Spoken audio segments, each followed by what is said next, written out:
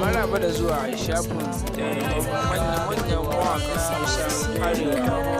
Idan wannan shi ne zuwan ka na farko, ka danna subscribe kana ka danna ƙararrawar sanarwa domin samun shirye-shiryen mu cikin sauƙi da zarar mun dora.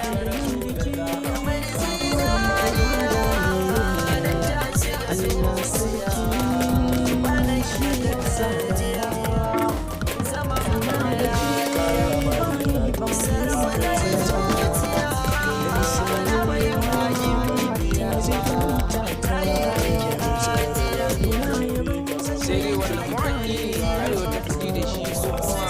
kai ka fi kauna a cikin zuciyarka tsakanin Garzali ko Hamisu Breaker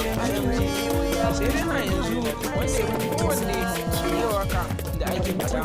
shi ne Auta Boy, shi ne yake nema ya fi soyayya Hamisu Breaker daga kan kujerarsa yake kai a yanzu wannan lokaci da shi da Garzali ko wanda ina kuma iyali yayin da